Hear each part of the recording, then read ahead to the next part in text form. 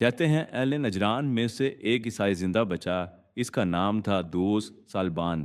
اسی طرح وہ کیسر کی دربار میں پہنچا۔ کیسر عیسائیوں کے عظیم و شان سلطنت کا بادشاہ تھا۔ سارا واقعہ اسے بتایا کہ یمن کے بادشاہ نے نجران کے سارے عیسائیوں کو زندہ آگ میں جلا ڈالا ہے۔ مدد کی فریاد کی۔ کیسر نے کہا تمہارا علاقہ دور ہے، براہ راست ادھر سے فوج بھیجنے کے بجائے میں آپ کے قریب حبشہ کے نجاشی کو تعاون کے لیے لکھتا ہوں۔ وہ بھی ہمارا آپ کا ہم مشرب عیسائی ہے۔ دوست البان کیسر کا حکم نامہ لے کے نجاشی کے پاس پہنچا۔ نجاشی شاہ حبشہ نے 70,000 فوج تیار کی، اریاد کو اس فوج کا کمانڈر بنایا اور یمن پہ حملے کے لیے بھیج دیا۔ اس فوج میں اریاد کے ساتھ ابرہہ اشرام بھی تھا۔ اریاد نے سمندر کو کشتیوں سے پار کر لیا، یمن کے ساحل پہ فوج اتاری اور زنوز کو شکست دے کر یمن پر قبضہ کر لیا۔ اریاد کئی سال تک یمن کا حکمران رہا، پھر ابراہا نے بغاوت کر دی۔ حبشہ کی فوج دو گروہوں میں بٹ گئی، جنگ و جدل کی نوبت آ گئی۔ جنگ شروع ہونے لگی تو ابراہا نے اریاد کو کہا ایک تجویز ہے۔ اریاد نے پوچھا کیا؟ ابراہا نے کہا دونوں طرف ہماری فوج ہے، ہم لڑے تو دونوں طرف تباہی ہے۔ ایک طریقہ ہے۔ اریاد نے پوچھا وہ کیا؟ ابراہا بولا ہم دونوں آپس میں لڑتے ہیں، ہماری فوجیں کھڑی دیکھیں، جو جیت گیا دونوں طرف کی فوجیں اس کی۔ اریاد مان گیا۔ ابرہہ چلاک اور عیار آدمی تھا، پست قد کا بھاری بھرکم سیاہ چہرہ۔ اریاد خوش شکل لمبا بہادر آدمی تھا۔ دونوں کی دست بدست لڑائی شروع ہو گئی۔ اریاد نے کوئی چلاکی نہ کی۔ ابرہہ نے اپنے پشت پہ اپنا ایک غلام عتودہ کھڑا کر لیا۔ لڑائی شروع ہوئی۔ اریاد نے وار کیا، برچھے سے ابرہہ کا ناک اور اوپر والا ہونٹ کاٹ دیا۔ اسی سے اس کا لقب اشرام پڑا۔ ابرہہ کے پیچھے چھپا غلام عتودہ فوراً اریاد پر حملہ آور ہوا اور اسے موت کی گھاٹ اتار دیا۔ دونوں طرف کی فوج کے دھڑوں نے ابرہہ اشرام کو حاکم مان لیا۔ اریاد کی ابرہہ نے دیت ادا کر دی۔ یہ خبر شاہ حبش کو ملی تو وہ سخت خفا ہوا۔ اس نے قسم کھائی کہ وہ یمن کی مٹی کو رون دے گا اور ابرہہ کی پیشانی کے بال کاٹ کے اسے ذلیل و رسوا کرے گا۔ ابرہہ مکار آدمی تھا۔ اسے شاہ حبش کے غصے کا علم ہوا تو ایک تھیلے میں یمن کی مٹی ڈالی اور اپنے سر کے کچھ بال کاٹ کے مٹی کے اوپر رکھ دے اور اسے شاہ حبش کی خدمت میں ارسال کر دیا۔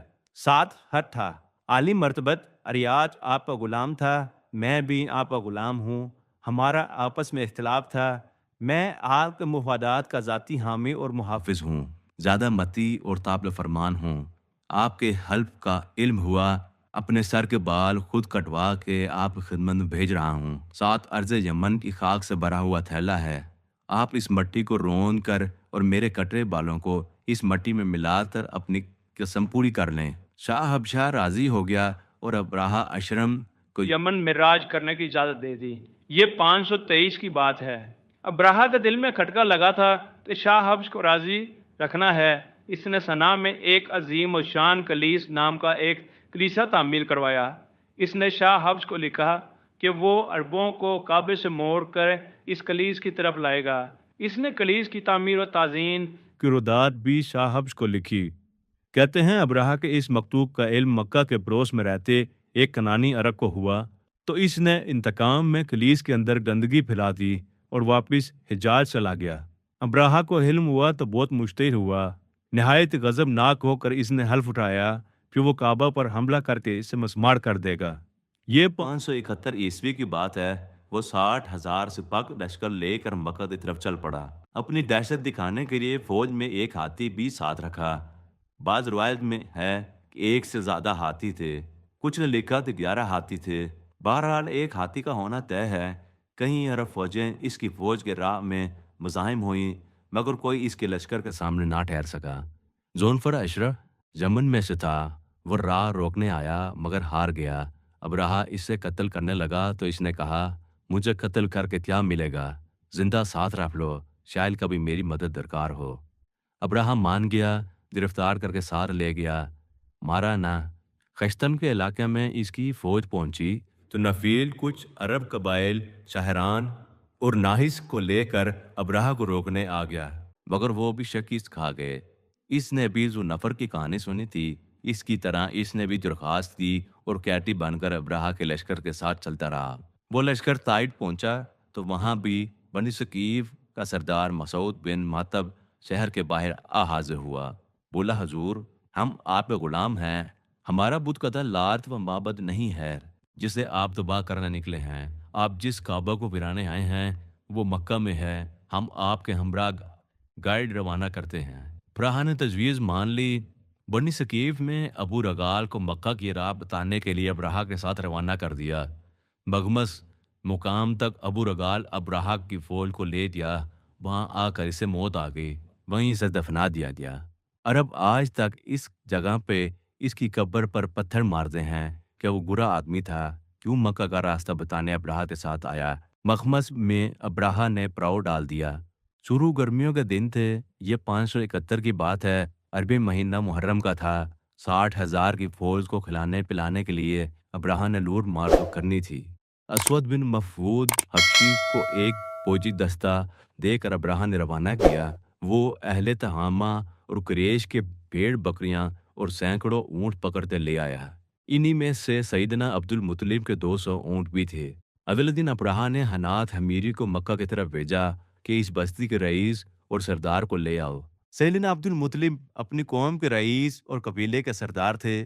حنات حمیری کے ساتھ ابراہا کے پڑاؤ میں چلے گئے۔ ابراہا کے شاہی خیمے میں تخت سجا تھا، قالین بچھے تھے، ٹھنڈے کے مشروب سے بھری سرائیاں پڑی تھیں، سونے چاندی کا جھروخ تھے۔ سیدنا عبد المطلب شاہی خیمے کے باہر پہنچے تو بتانے والے نے ابراہا کو بتایا کہ حضور یہ قریش کے رئیس ہیں، زمزم کے مالک ہیں، لوگوں کے خورد و نوش کا اہتمام کرتے ہیں، وحشی جانوروں کو بھی پہاڑوں کی چوٹیوں پر گوشت کھلاتے ہیں۔ خود بھی عبد المطلب لمبے دراز قد، وجیح اور حسین و جمیل، پروقار، روشن چہرے والے شفیق بزرگ ہستی تھے۔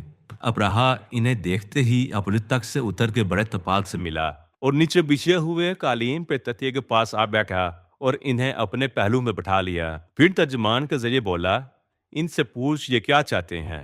سیدنا بولے، میرے 200 اونٹ آپ کے لوگوں نے پکڑ لیے ہیں، وہ واپس لینے آیا ہوں۔